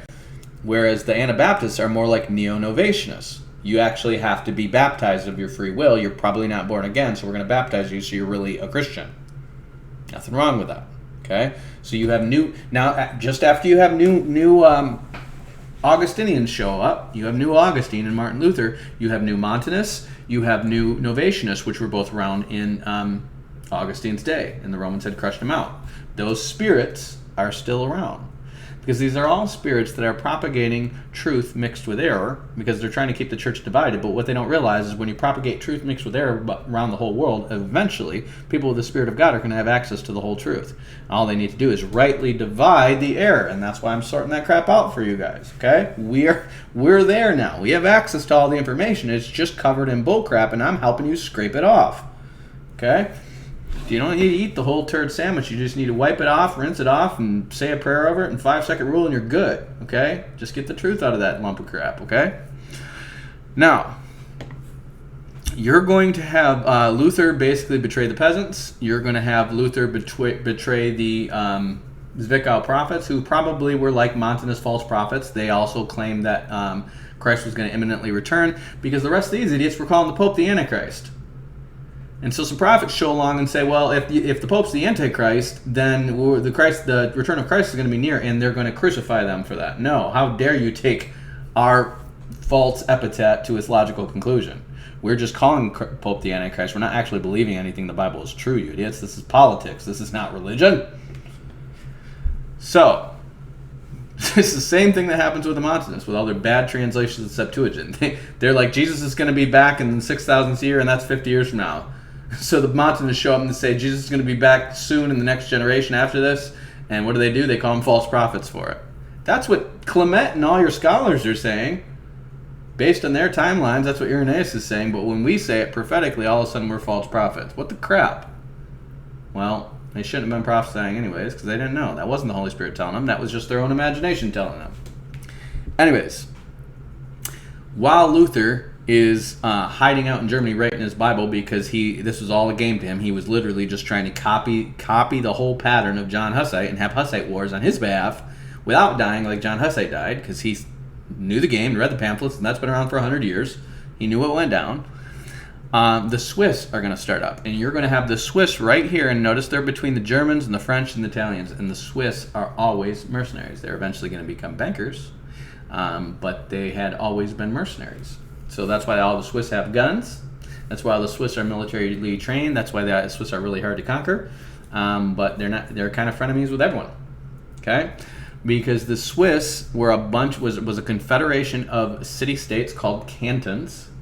And these cantons are going to basically hire themselves out as mercenaries to the French, to the popes, and to the Germans. The Papal States is basically Italy, okay? So what you're going to have is these Swiss, you're going to have Zwingli, who is an educated man, and he decides to become a priest. And it's all about politics back then, because the priests were all up in politics. And his people are all mercenaries. And he has to pick a side, and the town that he's on the side of is pro-pope, so he's going to be pro-pope. But the popes are going to get into it with the Germans and the French and the Italians and everybody, and they're just going to they have their own armies now. And that's why to this day the Swiss Guard is the Pope's personal army. Okay, this has been going on for a long time. Okay, so anyways, Zwingli is going to go from being a priest to being a chaplain. He's going to get close to the Pope. The Pope is going to like him. The Pope is going to give him a lifelong stipend as a Catholic priest, and he's going to be a chaplain, and he's going to ride with the Pope's armies to do Pope crap. And so he is basically a chaplain for a mercenary army. Okay. And then all of a sudden his city that he's a part of is going to switch teams and be like, we're with the French now instead of the Pope. And all of a sudden he's got to skedaddle because he's well known as a partisan for the Pope. And so he's going to switch, and he's going to get off into scholasticism, and he's going to start studying Greek, and he's going to start studying Hebrew, and he's apparently really good at Greek. And he's got a library of like 300 books where he's going to be studying all this classical stuff, only he's not really studying all this classical stuff because 3 years later he's starting a Reformation, and there's no way you've read 300 volumes of classical stuff. Well, you could have, but not really digested it and processed it in 3 years, okay? And learned Greek and Hebrew. Bull crap. That is beyond a seminary education. You didn't really read and process all that stuff. And so what is he going to do? he is really going to get influenced by Erasmus. He's going to read Erasmus's Textus Receptus. He speaks Greek now. And he is going to get hired to preach in another canton based on his relationships with Erasmus and based on the fact that he has been speaking out against the French. Why? Because he's a papal sympathizer. Okay? He's a papal sympathizer who's speaking out against the French, and these are just a bunch of towns who hire out mercenaries to either the French or the Germans or the popes or whoever. And so these towns are going to be partisan for all these different duchies and these different nations and languages and stuff like that. And that's why you have German and French and all this different stuff spoken in Switzerland. Okay?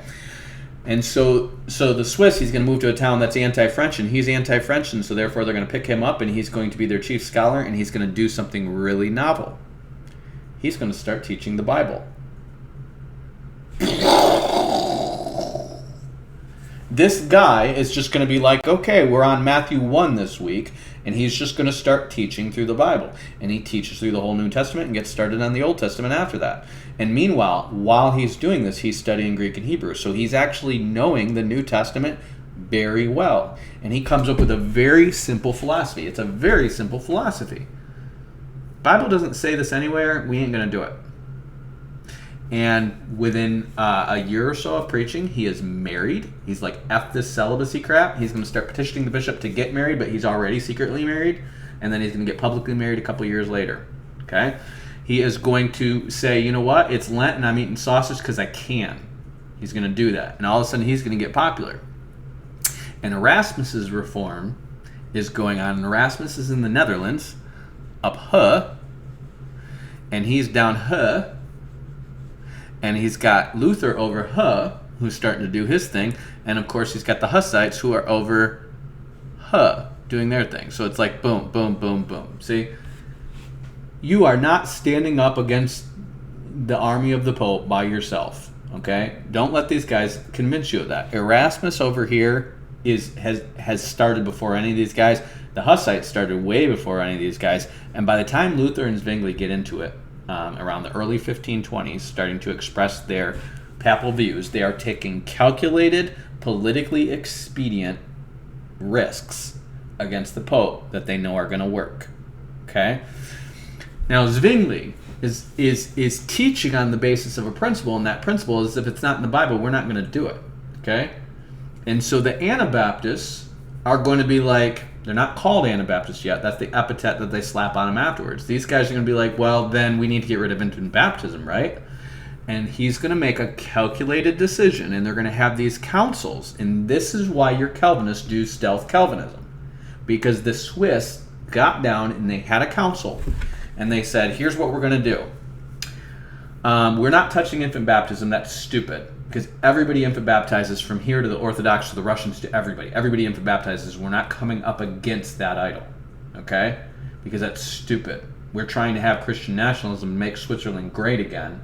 We're actually going to try to Christianize the whole Holy Roman Empire in a Germanic, anti-papal Christian nationalism. And we're not going to pull that off by getting rid of infant baptism. So shut the F up, you Anabaptists. You're going to... I swear to God, if you baptize somebody, we're going to kill you, we're going to drown you in a lake. And if you don't baptize your kids in 8 days, we're going to kill you and drown you in a lake. Don't start with me with this crap. We're not trying to have Christianity. We're trying to make Germany great again. Damn it. And so they're going to have this meeting, the secret meeting, and they're going to be like, you know what? What we're going to do is we're going to have you guys start to preach against indulgences and against the Eucharist and against icons. Just those things, okay? And you're going to preach against it, and we're going to keep threatening you with punishments for preaching against it, and it's going to look like you guys are winning over us and the people slowly over the next year. And then in the next year, we're going to take down all the icons and all that stuff and be like, you know what? We're preaching a reformed Christianity now. That's what we're going to do. It's all planned. It's all orchestrated. Okay? And Zwingli signs up for that, and the Anabaptists are like, Zwingli, dude, you're the one who told us if it's not in the Bible, we're not doing it. Are you going to be on your principles, or are you going to be on your politics? And Zwingli, who by this time is claiming to be a pacifist, this is how he got in with Erasmus and all these guys. Zwingli, the mercenary chaplain, who's claiming to be a pacifist, is going to betray the Anabaptists and be like, they're right, Anabaptists. Get in line or we're going to kill you. Okay? Good old pacifistic Zwingli. I want to punch this guy in his face twice after I'm done slapping Luther's fat, Smeagol, Samwise Gamgee butt around. Okay? All right. Germans. Ugh. Anyways, I'm German on my dad's side. So, anyways, they're always right. Oh, you want to smack them around. Like, you are not as big as you think you are. Okay. Anyways, they're gonna bully the Anabaptists like this, and they're gonna start killing them immediately. Immediately. They're gonna have this meeting. Not long afterwards, the first Anabaptists are gonna baptize each other, and then they're going to write their first confession in faith, and within a few months of that, they're gonna start drowning the first of them in a lake. Okay? That's what they're gonna do.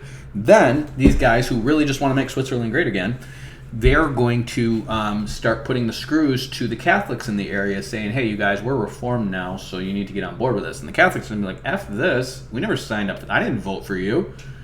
Who are you? Like, we're a bunch of different cantons who are mercenarily linked to Germans or French or Italians, and we're pro-Pope over here. So who do you think you are telling us what our new religion's going to be? Screw this crap. And so they're going to call the exact same guy who tried Martin Luther, and they're going to be like, hey, you know how Martin Luther tried to make Germany great again at the expense of the Pope? Yeah, and they're doing this to us up here in Switzerland too, and we're getting surrounded by these cities now. So are you guys going to back us up? And they're like, heck yeah, we're going to back you up.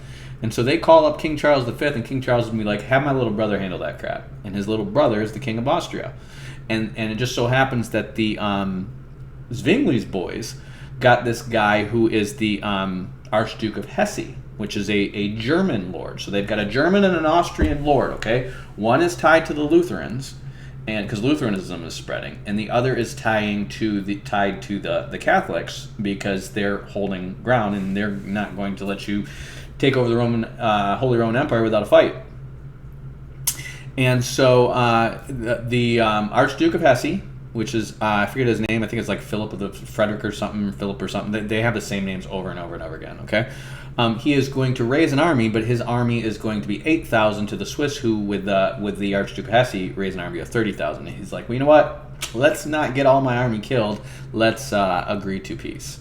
And so they agree to peace, and then the Zwinglians of Zurich are just like, well, they never said we couldn't keep preaching in their Catholic towns, and they're going to start forcefully preaching against Catholicism in the Catholic towns. And during this time, the Lutherans and the Zwinglians are going to meet. Luther and Zwingli don't meet personally. They know of each other. Luther's doing his thing in Wittenberg. He's advancing Lutheranism to make Germany great again, and Zwingli wants to do the same thing in Switzerland, but they don't agree. They're two strong personalities, they're two highly educated men, and they're two treacherous men, okay? And they don't work well together. But they're going to have friends in between them that mutually know both of them who are going to try to bridge that gap. And you're going to have guys like Melanchthon and Mans, and there's going to be a few of these guys who are going to try to bridge the gap between them. And around this time, King Charles is going to say he's going to call a meeting. And he's already been punked out over Martin Luther, and they haven't gone to war yet over this. But he's going to call a meeting. He knows, okay, I tried to send my brother to punk out the Zurich. It didn't work. I tried to punk out the Lords over Martin Luther. That didn't work. So I'm going to pretend I'm a benevolent emperor. And you can tell he's on his way to capitulating the Holy Roman Emperor because he's just getting punked out left and right. Okay, and he is going to go to meet with these guys and have a meeting. And this is going to be at Worms. No. I think Augsburg? What's the German Augsburg Confession? Anyways, he's going to have a diet, or this is kind of like a synod, okay? Or a synod or a council or whatever. This is a diet of Worms, or diet of Augsburg, okay? And that's where the Lutherans are going to present the Augsburg Confession. And then this other guy is going to stand between Luther and Zwingli and say, we're going to put forward this, he calls it the Tetrapolitan Confession, which is meant to be a form of Protestant theology that is meant to bridge between Luther and Zwingli. But what Luther and Zwingli are fighting over is one of the main things Zwingli started speaking out against in the first place was the Eucharist. And Luther is not trying to get rid of the magic cookie. He's not trying to get rid of the magic bath. He's not trying to get rid of the priests and having power over your very soul. He's not trying to get rid of any of that. All he's trying to do is get rid of the Pope. He is trying to do the bare minimum to get rid of the Pope and get rid of free will, anything that comes up against Augustinianism, because he is an Augustinian monk. I can't believe people aren't putting that together. Wow, he discovered. No, he didn't. He was trained in Augustinianism. And these people came up against Augustine, and that's why he's the attack dog for Augustinianism. And that's why the monks all sided with him, because he's an attack dog for Augustinian, and they're an Augustinian buggering each other monastery. People are so dumb. Anyways,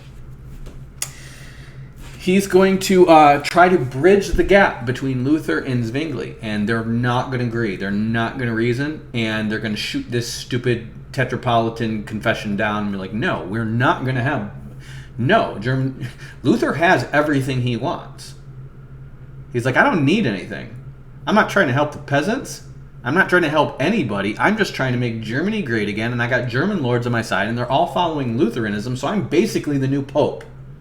I don't need to compromise with anybody. And he's a douche.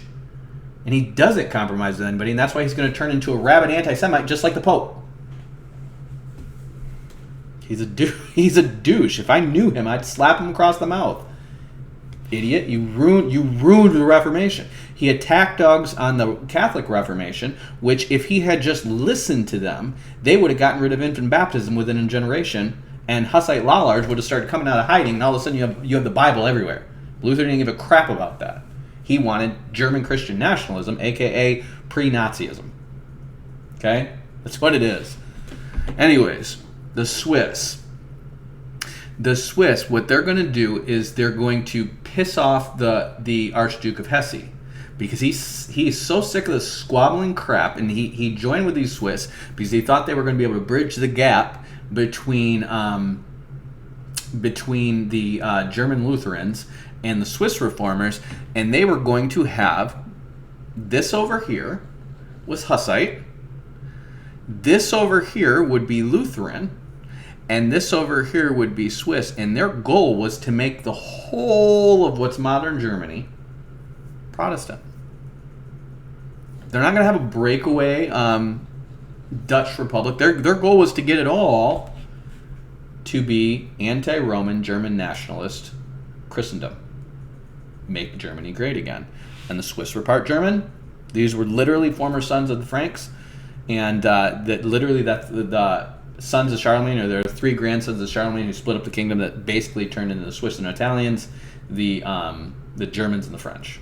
Okay? And they were going to unite the Germans, screw the French, because they're just a bunch of puffed up people who think they're all smooth because they put vowels between all their words, and we put F-bombs between all of our words. And our language is tough, and their language is smooth, and they think they're better than us. Screw them, okay? We're going to make Germany great again, and Swiss, you're with us because you're kind of German anyways. And the Swiss are going to be like, no, the dwarves are for the dwarves. And they're going to be mercenarial, and they're going to keep playing their games, and they're going to try to make just Switzerland great again. And they're going to end up pissing off the Archduke of Hesse, and he's going to be like, you know what, screw this, I'm out. I don't need this crap. I got Lutheran friends, I'm good. I don't need this crap. I'm the one with all my armies. You guys can't agree to anything, you stupid idiots, I'm out. And he's going to leave. And the King of Austria, who just got punked out with his 8,000 men, is not going to really get involved, but the Catholics there are going to get involved, because what they're going to do is, after the Archduke of Hesse leaves, they're going to be like, okay, let's try to squeeze these Catholics and just force them to be whatever we are. We don't even have a name for ourselves, but we're Protestant something or other, or true Christianity, and we don't even have a unified confession. But let's just force these Catholics to be whatever we are, Zwinglians. We'll call ourselves Zwinglians, and you need to be Zwinglians now. And they're going to do a food blockade on them. And it's not going to affect them, because everyone in Switzerland has a garden, and nobody gets affected by a food blockade. They're just going to be like, okay, it looks like we're going to get less foreign pepper, and we're just going to eat our potatoes without our foreign pepper, and then we're going to be pissed come wintertime and punch you in the face. Okay? And that's what they do. And so come wintertime, not even come wintertime, come October, they do this in May, and come October, they do this food blockade, and it doesn't work, and they lift the blockade. And you know what the Catholics do as soon as they lift the blockade? Catholics are like, they're not as strong as they think they are. The Duke of Hesse is gone. Someone from Roman Catholics are going to back us up if we lose this thing, but these guys are disorganized, they're squabbling, they're stupid. Let's just go get them. And they pulled together an army real quick, and they immediately attacked the Swiss Confederation. Okay, the confederation surrounding Zurich and Zwingli. Okay, and these guys are squabbling and managed to wrangle together. Remember, they had an army of 30,000. Now they have an army of 3,500. And because their army is so small, Zwingli himself has to fight. The pacifist Zwingli is going to die fighting in a war against the Catholics, which he started by being a tool, by being the sneaky Calvinist before there is even a Calvinist. He's the very first sneaky Calvinist. Let's lie about what we really believe and try to sneak this in and try to eventually, once we have the numbers, force people to become our religion. This is why this is important, America. This is why you need to share this with your anti-Catholics. This is what they did before Calvin. That was their MO. We're going to slowly, gradually start to preach the stuff we really believe, and once we feel like we have the numbers, then we're going to start to use politics and force and starve these people out and kill them and get them to follow our religion. They did it. They justified themselves. They have never called themselves wrong. They want the Catholics to apologize for the Crusades and the Inquisitions all day long, right? But find the reformers who are going to apologize for what their forebears did. They won't. They're not wrong because God wills it, damn it. You can never admit you're wrong because the whole point is you're doing God's will. You can't be wrong. You can't admit you're wrong. Otherwise, you'll never win. And it's all about winning because if you win, that's proof that it's God's will. And these psychos are trying to make America great again. Okay? So what are these guys going to do? They're gonna hire 1,000 people to hunt down and murder Anabaptists, because if we can't win by having a common cause, well, we can win by having a common enemy, and they're going to all attack the Anabaptists all over Kingdom Come. And the Anabaptists are going to flee to the Netherlands, where the Catholic reformers are more reasonable than these German and Swiss reformers. And then the Catholics are going to have them persecuted out of the Netherlands, and so they're going to go to Bohemia and Moravia, where the Hussites are way more reasonable than these people. And the Hussites are just like, oh, you guys are trying to follow the Bible? So are we. Let's all be friends, and let's make Czechoslovakia Christian again. And it would have worked had it not been for your kids and that pup named Scooby-Doo. Here's what goes down. These fools in Germany are going to get in a fight at King Charles. It's going to last about a year. King Charles is going to lose. Charles is sick of this crap. Sick of this crap. The Germans, they're going to fight. They're going to get in a 30 years war over this crap. I haven't fully studied this 30 years war over. This is going to be like 100 years later, okay? We're going to get in 30 years war over this crap. They're going to fight and fight and fight and fight and fight. And the Pope's going to manipulate. And the German princes are going to manipulate. The Swiss are going to manipulate. The French are going to manipulate. And they're going to fight and fight and fight and fight and fight. And at the end of this, they're going to have the Peace of Augsburg. Okay? I might be getting this wrong. I haven't thoroughly studied this part yet. Okay, they're gonna have the Peace of Augsburg, and King Charles has been beat up and punked by everybody. He's gonna be like, I don't want to be the Holy Roman Emperor anymore. I'm just gonna be the King of France, or you know what? I don't even want to be anything anymore. I'm just gonna have my own personal estates, and I'm gonna grow grapes and drink wine, get drunk, and bang all the ladies I can because I'm the emperor, and it's good to be the emperor. And he is going to basically divide up his kingdom east and west, because it's already got France in the middle of it, and this is just really difficult to manage because the France are always trying to pull crap. And now you get the Swiss pulling crap, you got the Germans pulling crap, and the Romans pulling crap, and he's just like, you know what, screw this, I just want to be in charge of Spain. And he's going to be in charge of Spain, and basically the Dutch are immediately going to break away from him, and eventually he's just like, I'm done. And he is going to give the eastern part of the Holy Roman Empire, which is this, as much as he can control, to his brother, which is the same Archduke of Austria, who sided with the Catholics here. Okay? And that guy is going to look at this and be like, you know what, we've got, this is another reason why this goes on for so long, because they're also dealing with the Ottomans pushing right here. They're constantly fighting the Ottomans. The Poles are being cool. They're Catholic, but they're being cool because on their side is the Russians who are Orthodox, and so they're going to become Catholic so they can have the frenemies of all this stuff. But when these guys all become Lutherans, they're not going to have any frenemies anymore, and they're going to be this one Polish country who's way out here in the middle of no man's land, crushed between Lutheran Germany and Orthodox Russia, which is eventually going to become Nazi Germany and communist Russia, and they're just going to take Poland. Poland's going to ally with Lithuania, and they're going to start to try to keep this Catholic anti-Russian thing going. And they're also going to be fighting with the Hungarians. The Hungarians are going to be fighting with the Ottomans. The Hungarians are going to ally with the Austrians, and they're going to become the Austro-Hungarian Empire. And what they're going to do is the Austrians are going to take control of Bohemia and Moravia and start killing and chasing out all the Hussites and all the Anabaptists. And the Anabaptists from there are going to go, some of them are going to still be in the Netherlands.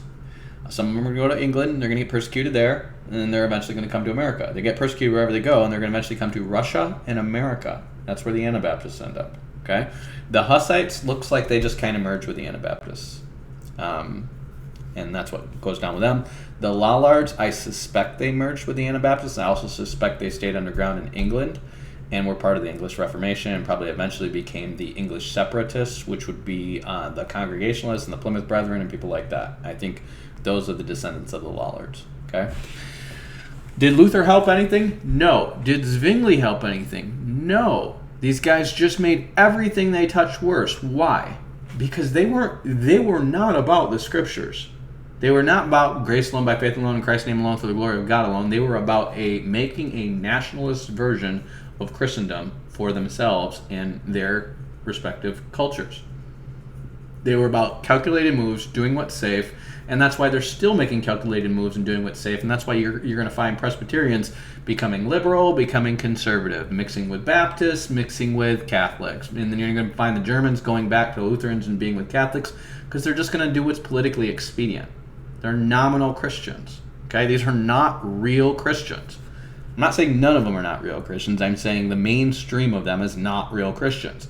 They're cultural Christians. Okay, and the real Christians, they kill them dead. They're going to burn them at the stake. They're going to drown them and do all this stuff to them. Okay, so that's why Luther is a stupid fat hobbit. Zwingli is a hypocrite turd, and the Reformation sucked before Calvin ever got there. All Calvin's going to do... Calvin is 26 years old. He's been a Christian for like 3 years when he writes his Institutes of the Christian Faith, and also all of a sudden becomes the voice of what's left of the Swiss Reformation after Zwingli dies, within a few years of that, okay? He is not a student of Zwingli. He's a student of a guy who, his name is like Ostrokondrian. He's a really long, stupid name, Johannes something or other. And this guy knew Erasmus, he knew Luther, he knew Mans, he knew Zwingli, and he was somewhere in the middle. He was a Mariologist. Calvin's going to lean on his stuff. He's going to basically try to merge and blend it all together and come up with Calvinism and just make up regeneration preceding faith for adults or for infants, in order to solve the problems that Luther couldn't, and try to come up with a unified Reformed faith that works for more people. And it's not going to work for the Germans because they have a nationalist religion already, but it's going to work for the Huguenots and French who are a minority, and then it's going to work for the people of Hungary who are a minority, and some of the Hussites went there. Okay? And so that's why Calvinism is going to move, and then it's going to spread to Scotland, who have a reason to not be Anglicans and not be Catholics, and it's going to basically become a traveling version of Christian nationalism that you can import and export, unlike German Lutheranism, which you can only export to your immediate allies or people you've conquered. Okay? It's just going to become a better version of a packaged Christian nationalism that you can overlay on multiple cultures, because you're not stuck in this one stupid monk who wouldn't listen to anybody. And I'm going to get into Calvinism in the next one, but that is, this is going to be, I'm going to call it Reformation, like Refor-Madness. This is going to be part one of that, because there's probably going to be like 3 parts of this, and the next one's going to be Calvinism, and then the one after that is going to be the Anglicanism, okay? Because those are the 3 main veins of it. This Lutheran, Calvinism, and Anglicanism, and they all suck. They all suck stuff, and they are going to lead to everybody who gives a crap about the Bible going to America, because they're tired of getting pushed around by political interests, and in America they're going to get pushed around by political interests, and they're going to make America great again until America is blown up by nukes, and that's how it's all going to end. And Jesus is going to come back eventually, and we're all going to live happily ever after. Batman out. Peace.